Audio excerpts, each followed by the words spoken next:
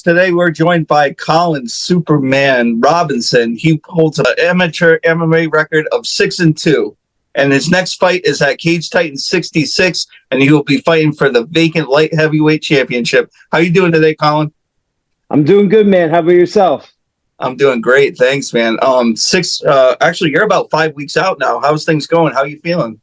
Yeah, about 5 weeks out. Things are feeling good. Obviously, we're just near getting towards that point where we really start kind of giving that final push and everything like that. So right now it's still, obviously just the regular work, just the regular camp work of, the days in, days out. But yeah, getting closer and, getting excited. Obviously, the closer we get, the more excited we get. So yeah, it's a good time, man. And how did Cage Titans approach you about this fight with Logan Bond? Yeah, so obviously I have a manager. My management team's Full Contact Management, and they obviously we had a fight down in Tennessee for 205 title fight against Josh Booker, and obviously when we won that one, we were looking for anything at 205, and my manager Lars, mentioned to me that hey, we could have an opportunity against Logan Bond for possibly the 205 title. Would you be in? And I said absolutely, no problem. And I've seen Logan fight, over the regional scene for a while now. So, I know he's a game opponent. So, excited me. And so I was all for it. That's awesome, man. And how do you feel like your style fares against his? I think the matchup is a very good matchup for myself. And, I think for the fans as well. I think we both bring it. We're both gamers. I know that he doesn't back down and I certainly don't back down. So I believe it's a really good, fun, stylistic matchup for myself, but also for the fans to be able to put on a good show. And do you see like any areas in his game where you can take advantage over him, so to speak? There's a lot of things that I definitely think that, he does really well that I'm going to have to really, pay attention to, not only just for training, but in the fight as well. He does a really good job of breaking guys and putting on a really good pressure. So I know he's going to do that. He doesn't he's not shy about letting his hands go. So I know he's going to be a gamer on the feet. I think just all around, it's just about being prepared for anywhere this match can go. It could go to the ground. It could be stand up. It could be a clinch battle. So, we just got to prepare for everywhere this, fight could possibly go. So I'm ready for everything that he can bring. And I'm expecting the best Logan Bond that we've seen today. Yes, sir. And who's getting you ready in camp right now? Yep. So right now, obviously, my main team is Team Link Worcester and Muay Thai. Ibra Hayes is my main coach.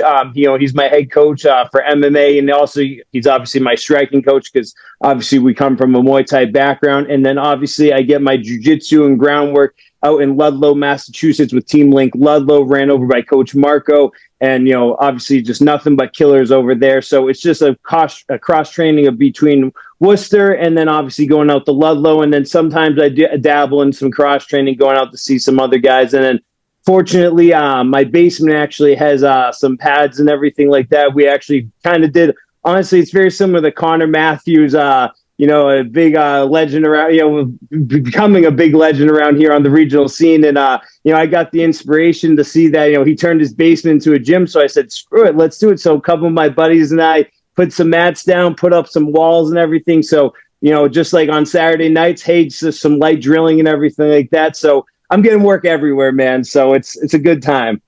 That's awesome. So you got your own version of like mom's MMA basement right there. Pretty much. Yeah. It's just, and it's just, every time it sounds creepier and creepier. Every time I text my friend saying, hey, you want to go get some work in the basement? It just every time it sends more cringes up the arm. So yeah, man, it's just like a mom's basement. And who helps you with your nutrition? Do you have anybody or do you take care of that yourself? So I'm very fortunate. Actually, my best friend, Connor McBride, he's actually my nutritionist. Anyone can go see him, right? I tag him all the time in my post, but he does my nutrition. He's actually my roommate as well. So it's I couldn't be more thankful. So it's right there. He can tell me what to take out some days, what to do. But obviously with fighting at 205 now compared to 85, we have a little bit more leeway. So it's made my life easier and made his job a lot easier as well. And now that you've competed in both the weight classes, which one have you so far preferred? I know you're early in your career, but between 185 and 205. Yeah. So 85 was it was tough, and obviously, we made the weight no matter what, because listen, once I put my name on something, I don't care what the weight is, I'm gonna make weight. That's just how I approach it. To be a true professional in this sport, we need to make weight, and I think that's one thing I'm very thankful my coach has installed in me. It doesn't matter how we're hurting, how we're feeling, we make weight no matter what. But I would definitely say 205 is for sure my future home, just based off of obviously the weight cut for 85 was doing a lot of damage, just not only for the performance, but health wise too. So 205 for sure will be the home. Are you feeling better there? Yeah, definitely. And obviously my last fight, we, had a very tough 5-round fight, but I felt fresh the entire fight, and I was able to, obviously get the armbar right off my back, based off of, not being exhausted or anything like that, just, having that extra energy to be able to go for a transition like that. Whereas my other fights, those later rounds, they would definitely, I could feel just the weight cut, really suck the energy out of me we would get towards those later rounds. Yes, sir. How'd you get into fighting anyways? I always like to ask people like how they got into it, and did you always want to be a fighter? Yeah. So, obviously get into fighting, that's like, I definitely would say that's like the most obviously common question we always get. It's like, oh, like, how would you get into this? And so, obviously I grew up just doing judo. I grew up, watching my cousin wrestle. We were always at wrestling meets doing stuff. I was always an active kid. And, to be completely honest, I've always just enjoyed something about hands-on-hand combat. I always loved it. My dad was a black belt in judo.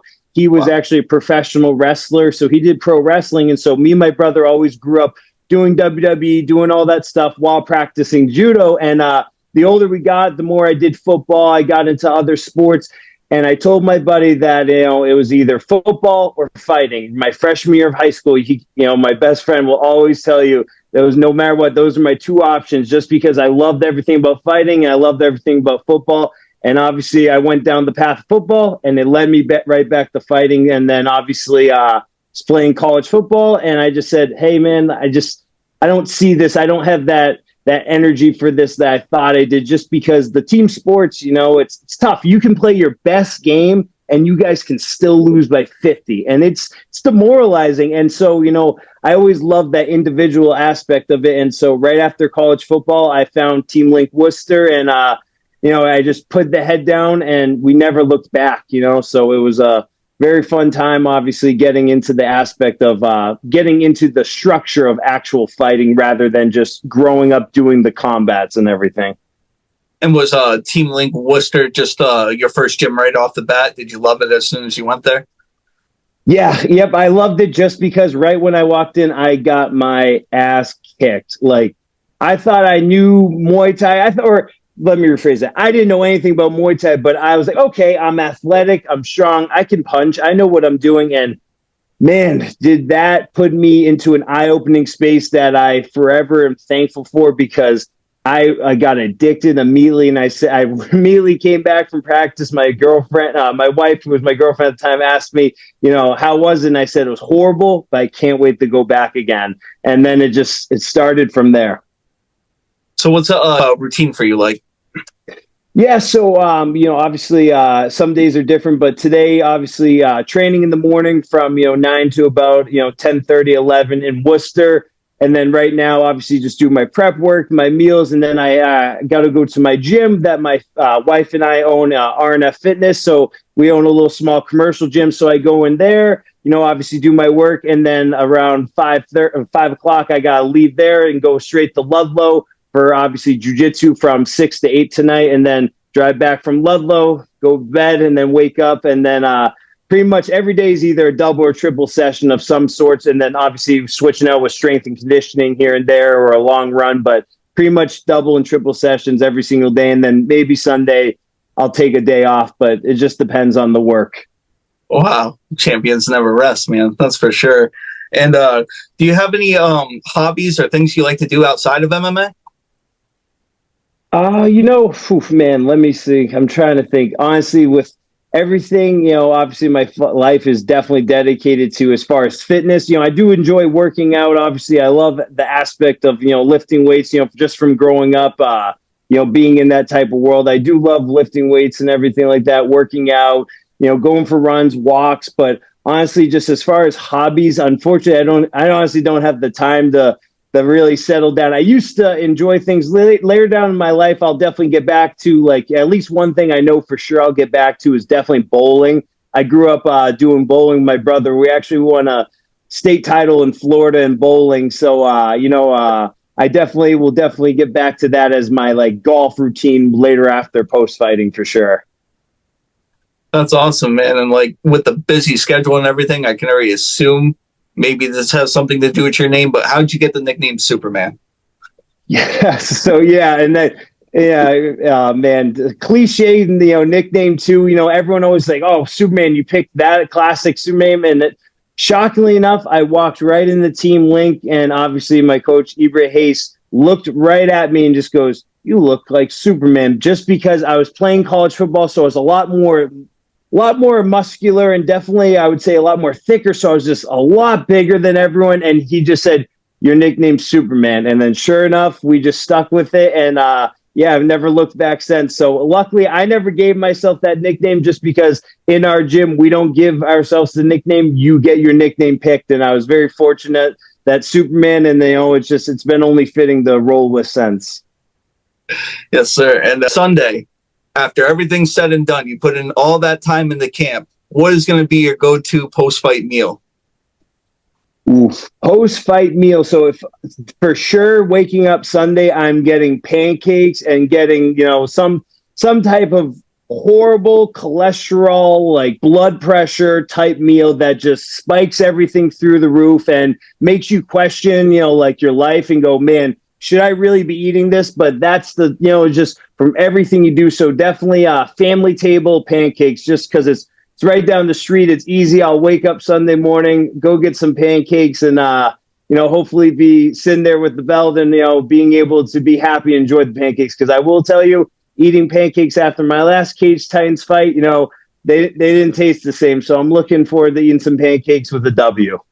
Yes, sir. I'm assuming you're going to get that done, man. I'm looking forward to that one on July 20th. To this fight, again, you're young into your career, but when do you have a projected timeline of when you'll take that initial step from amateur to the pro rankings?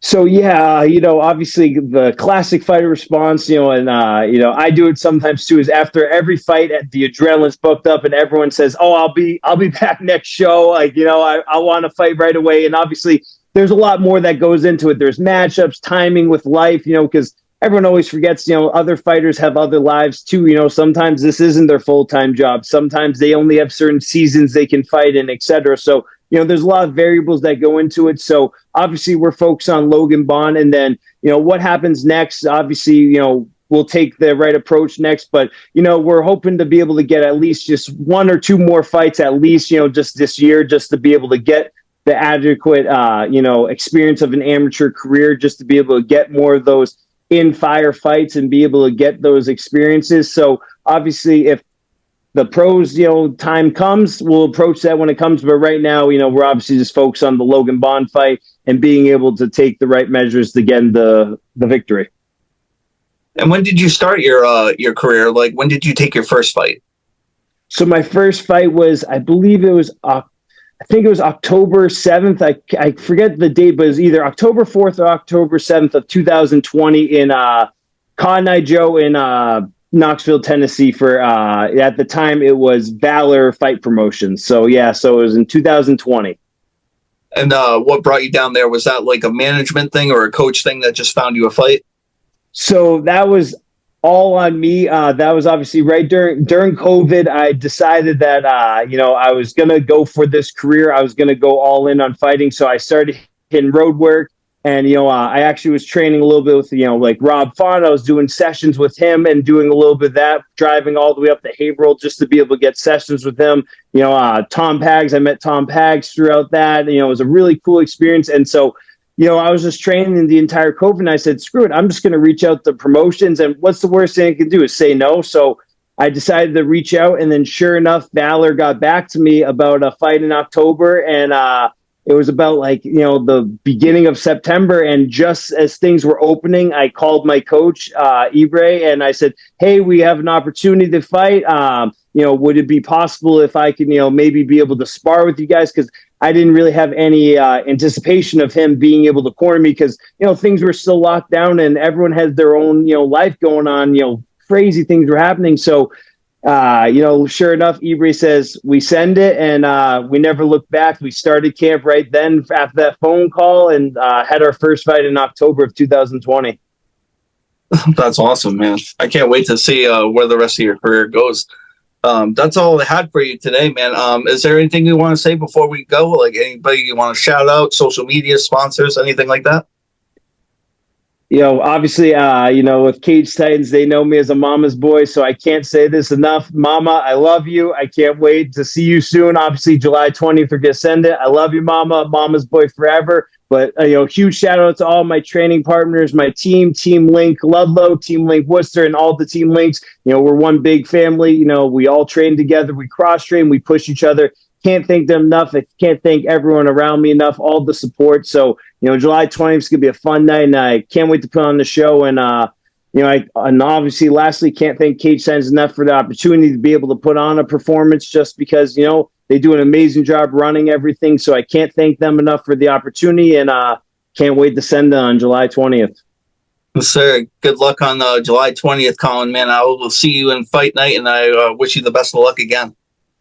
Awesome. Thank you, man. Thank you once again. I appreciate it. Obviously, with, fighters just being able to get their, stories out there, it's a hard thing just to be able to do. And so guys like you being able to give us the platform, nothing but respect. And I thank you so much for being able to allow me to, tell a little bit of my story and be able to, show more who I am. So I have nothing but respect. And thank you very much for giving me the time today. Of course, man. I look forward to talking to you in the future. And again, I wish you the best of luck. I'll see you on July 20th. Thank you, brother. Appreciate it. Have a great day. You too, man.